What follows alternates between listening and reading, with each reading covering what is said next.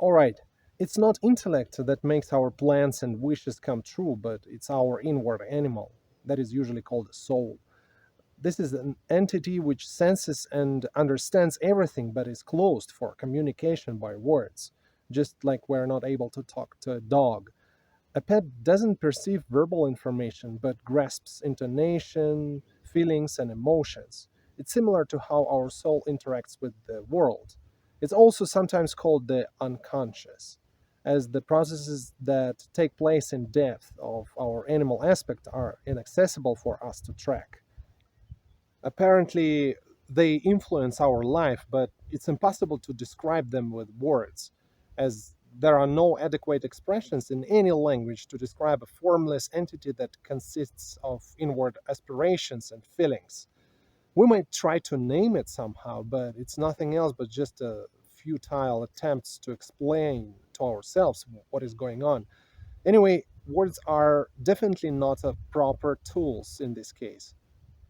Our soul has to sense what we want from it, what we want from life, where we want to arrive.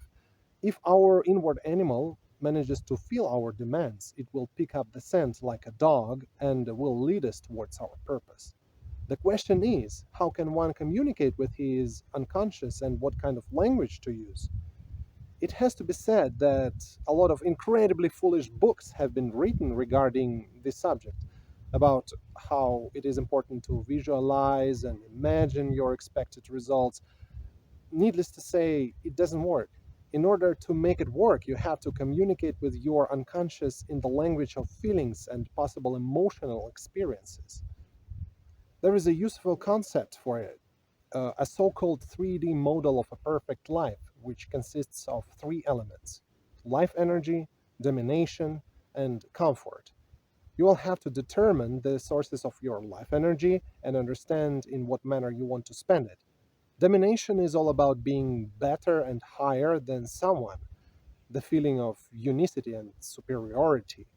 And comfort describes circumstances under which we would like to live. As we piece together all these three parameters, there is a tangible possibility that our unconscious will grasp our goal and focus on it. But for the most fastidious ones, there is another way. We can try to break down our dream into five realities that we live in. The physical or material reality characterizes the world around us. For instance, a place, a climate, a view out of a window, a landscape, pieces of furniture, etc. The biological reality is about our feelings and the emotional background of our life. For example, relaxed one or intense. It's very important to determine it for yourself. In case of the psychic reality, it's all about the nature of our activity, about what our intellect is occupied with, what kind of tasks it has to handle. This is also about the sources of our income. Next, an element of what society would you like to be in the social reality? Belong to suited labor or bohemia, engineers of sorts or political elites? Choice is yours. The social reality is also a reality of social roles. What role will we be playing in the chosen environment? This is also a key factor that has to be taken into account as our personal dream should be integrated into the society. Right off the bat, I have to say that these roles don't have anything to do with ranking in a party.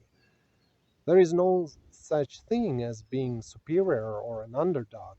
Instead, you can be, for instance, a resident funny man, an entertaining person, or an organizer, or a guy who is able to get things. You can be a local intellectual or a sponsor. It could be anything, and possible social roles vary from a clique to clique.